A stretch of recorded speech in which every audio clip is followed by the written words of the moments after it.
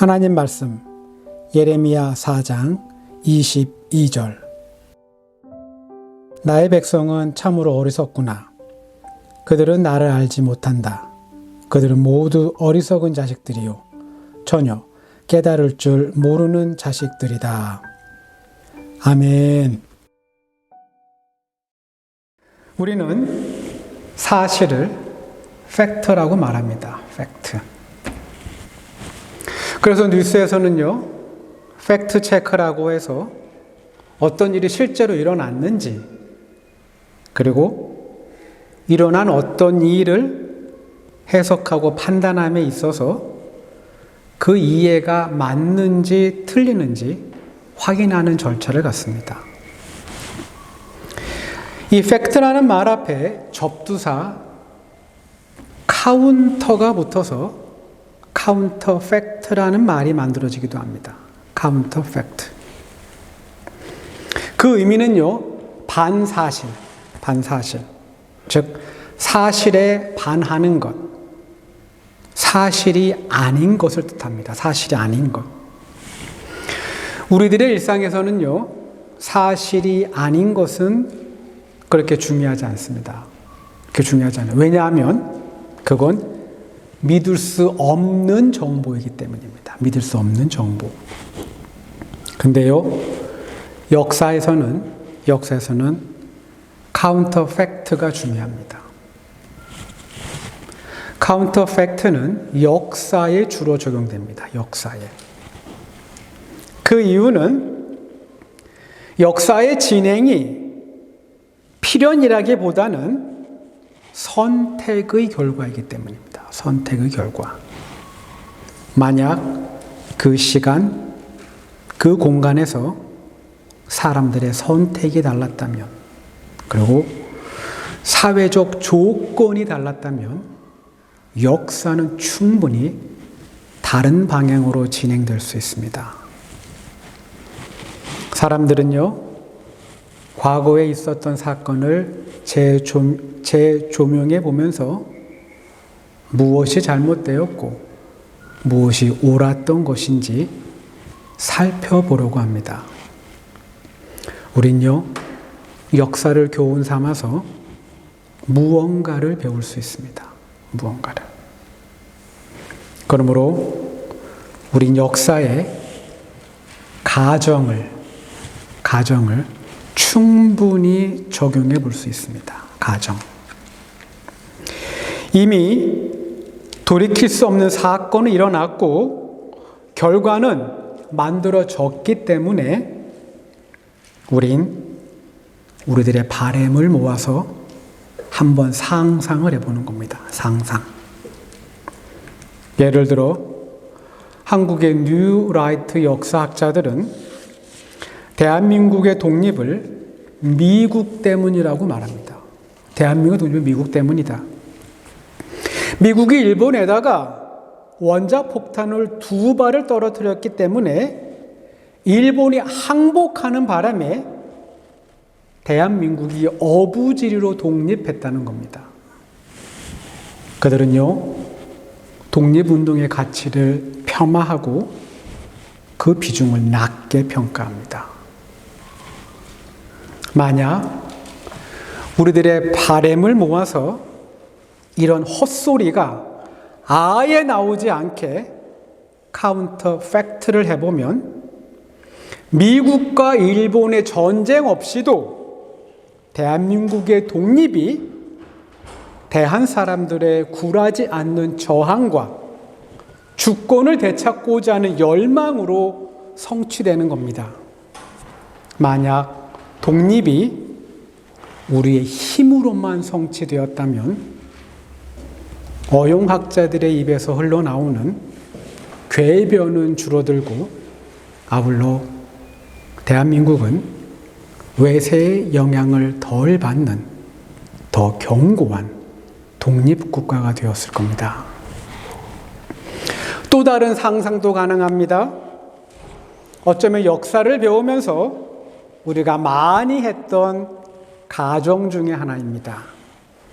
고구려 백제 신라가 있던 시절입니다. 신라가 삼국시대를 통일하는 게 아니라 고구려가 삼국시대를 통일하는 겁니다. 만약 고구려가 삼국을 통일했다면 지금 대한민국의 지도는 많이 바뀌었을 겁니다.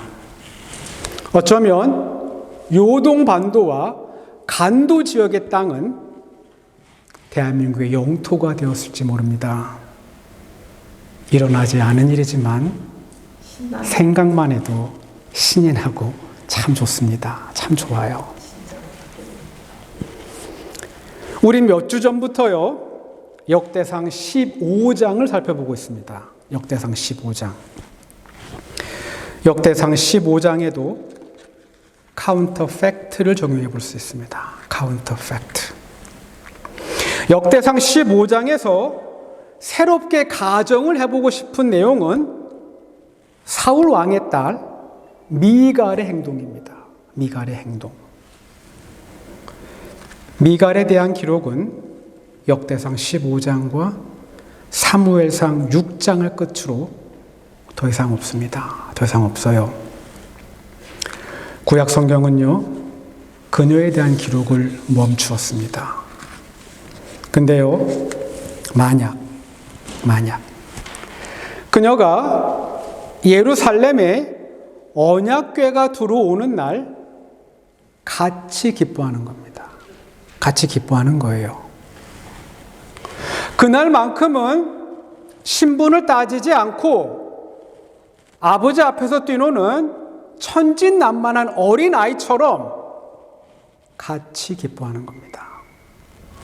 백성들이 비파와 수금을 불며 함성을 지를 때 자신도 즐거운 마음에 고함을 지르고 남편이며 한나라의 왕인 다윗이 흥에 겨워 춤을 출 때 그를 향해 환하게 웃어주는 겁니다. 환하게. 그리고 만약 용기가 생긴다면 다윗의 손을 잡고 행렬의 맨 앞에서 함께 춤을 출 수도 있습니다.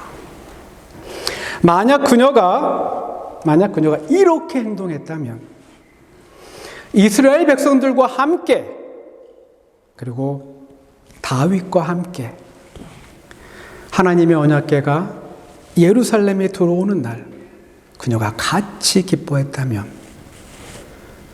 구약 성경의 역사서는 그녀에 대한 기록을 멈추지 않았을지도 모릅니다.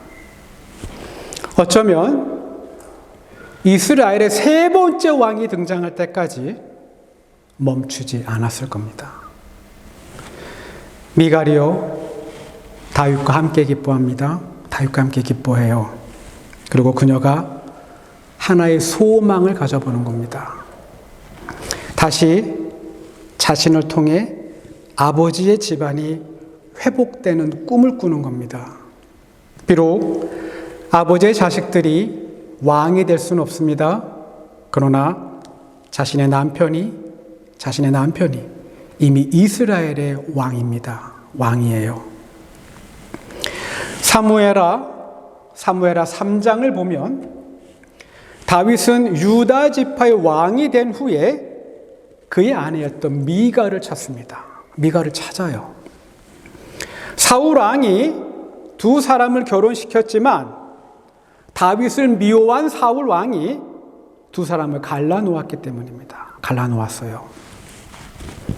다윗에게 있어서요, 미갈은 그의 목숨값으로 얻은 아내입니다.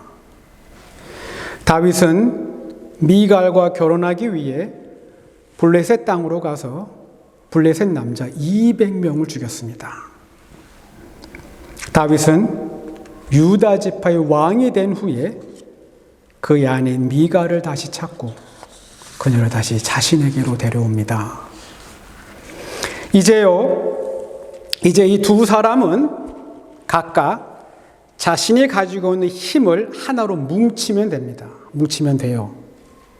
두 사람의 힘을 잘 합친다면 이 두 사람은 충분히 잘 될 수 있습니다. 충분히 잘 될 수 있어요. 이제 다윗과 미갈은 새로운 통일 왕국 시대의 주인공이 될 수 있습니다. 12지파 가운데 오직 유다 지파만 다윗을 지지했습니다. 나머지 11지파는 아니에요. 11지파는 사울 집안의 영향력 아래에 있었습니다. 미갈은 11지파의 힘을 모으는데 그녀는 큰 역할을 담당할 수 있습니다. 새로운 왕족과 기존의 왕족이 만나 고대 사회에서 가장 중요한 혈통과 정통성을 지키면서 이 두 사람이 새로운 이스라엘의 부흥을 꿈꾸는 겁니다. 만약 이스라엘의 역사가 이런 방향으로 진행되었다면 다윗과 미갈, 어쩌면 이 두 사람 사이에서 태어난 아이가 이스라엘의 세 번째 왕이 되었을 겁니다.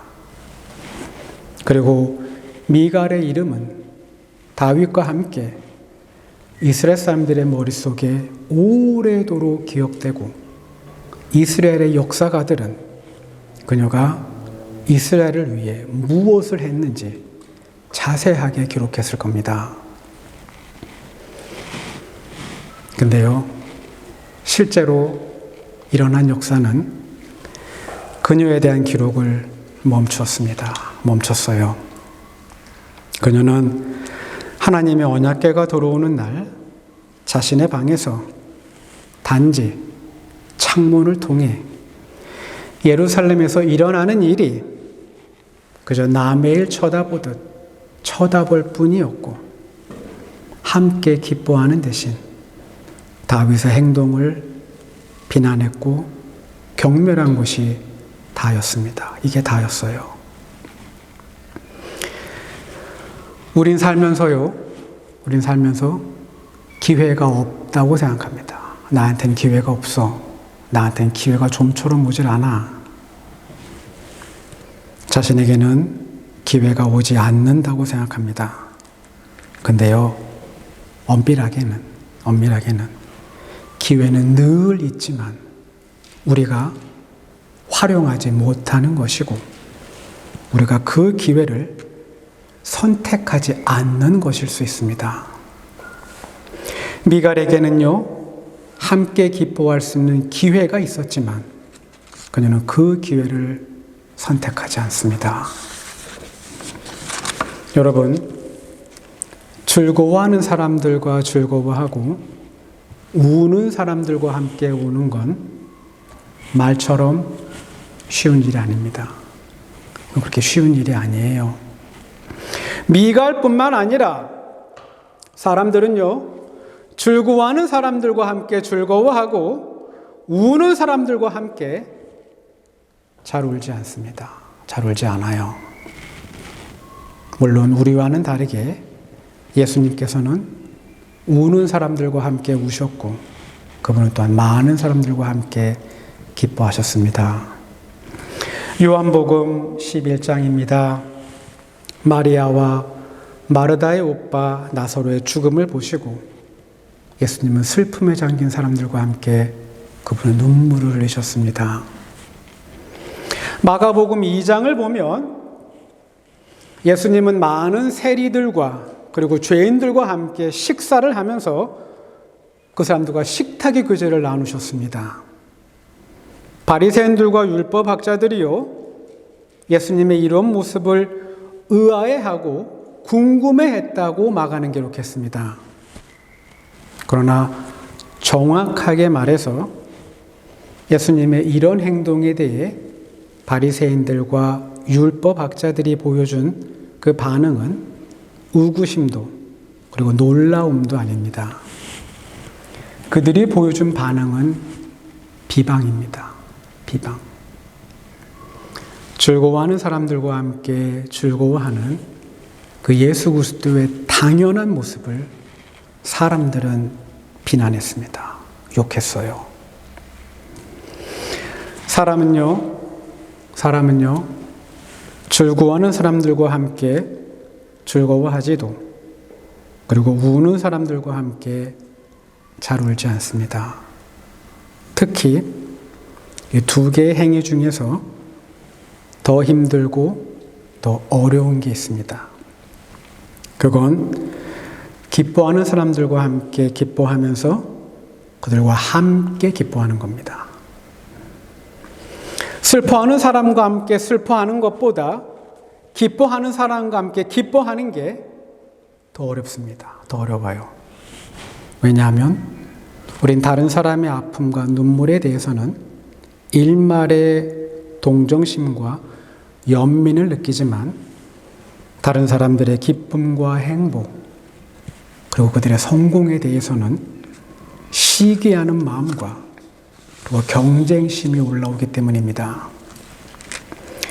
기뻐하는 것과 우는 것, 단지 이 두 개의 행위를 비교했을 때 기뻐하는 사람들과 함께 기뻐하는 것이 조금 더 어려울 뿐이지, 그렇다고 우리가 고통하는 사람에 대해서 같이 눈물 흘려주고 때때로 그런 모습을 보이지만 우린 때때로 심각할 정도로 슬퍼하는 사람들에 대해서도 무감각할 때가 있습니다.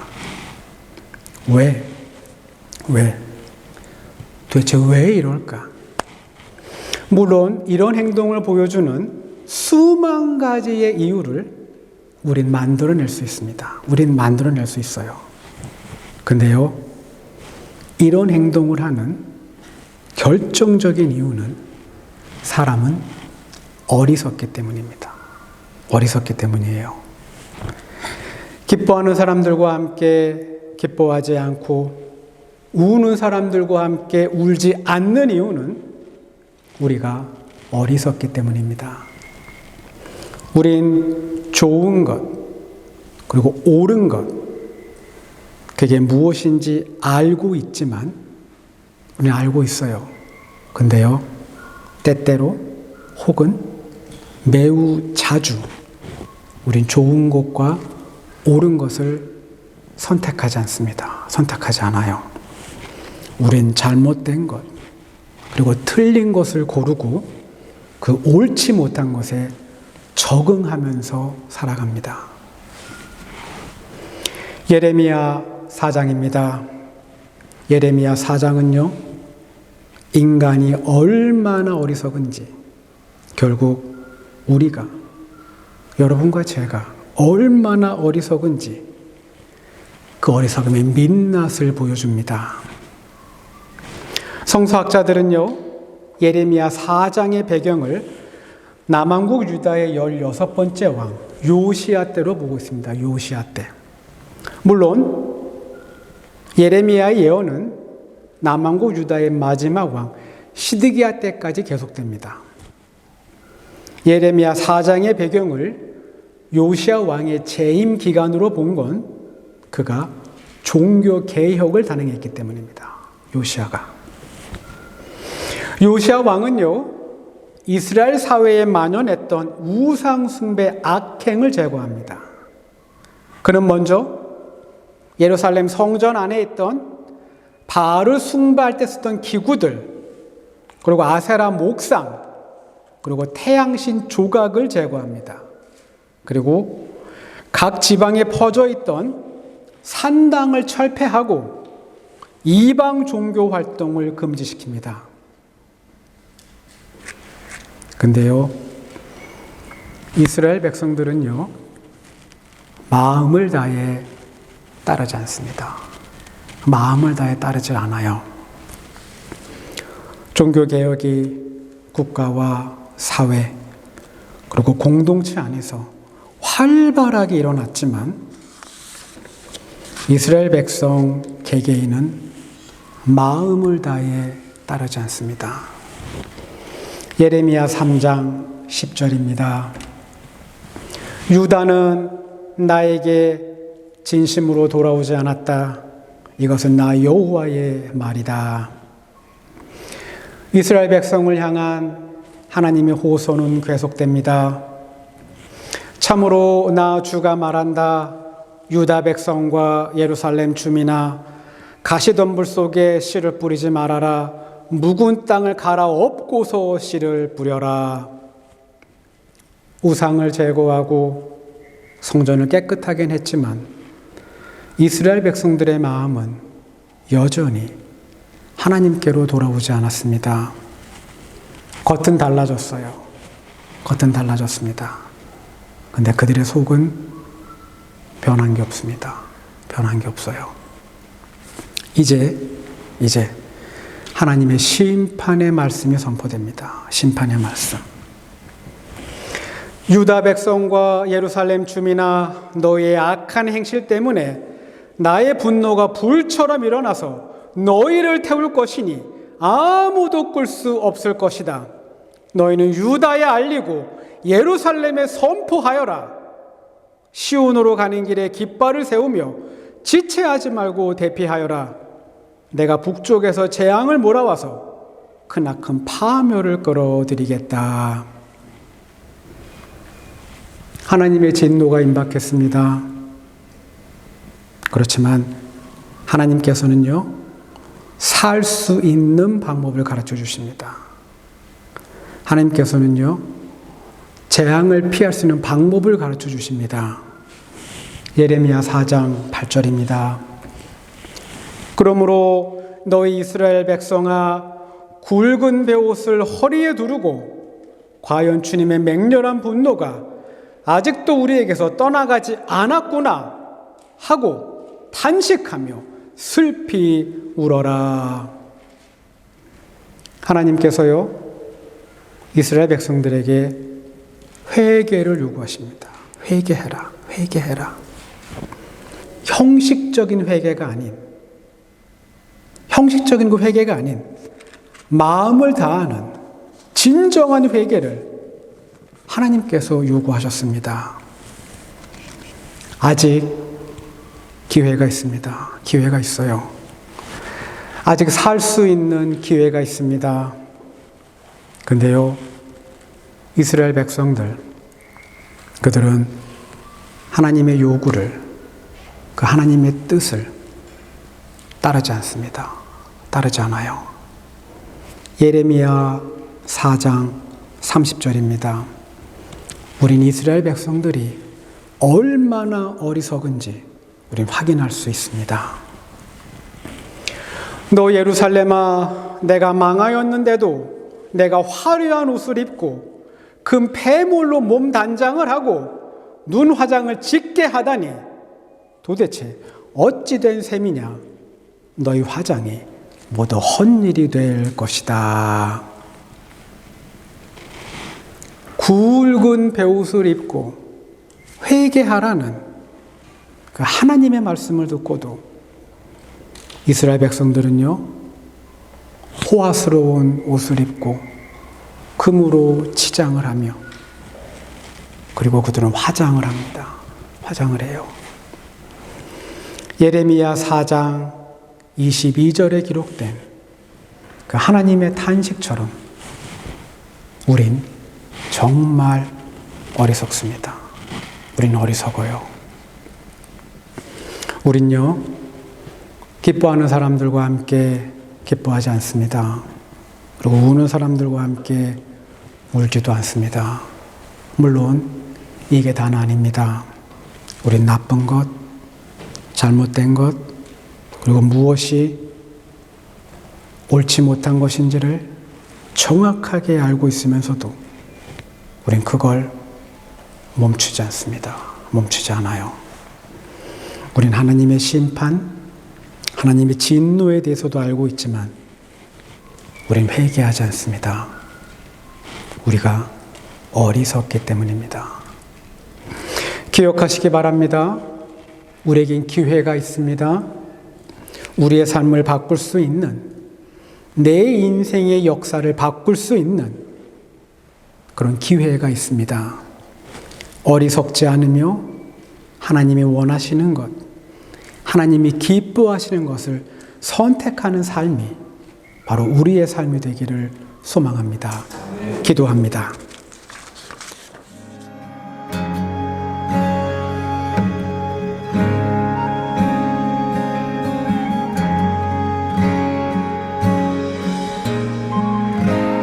복의 근원 강림하사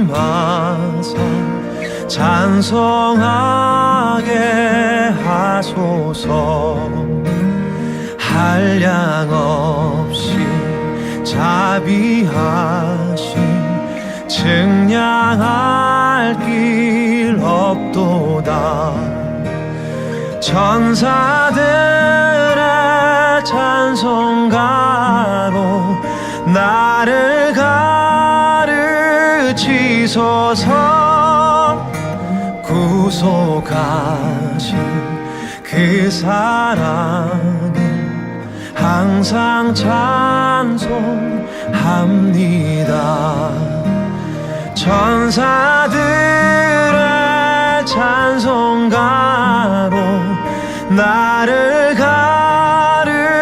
가르치소서.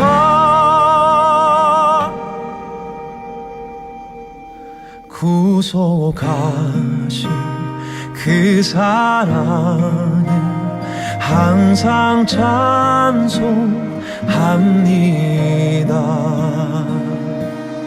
구속하신 그 사랑을 항상 찬송합니다.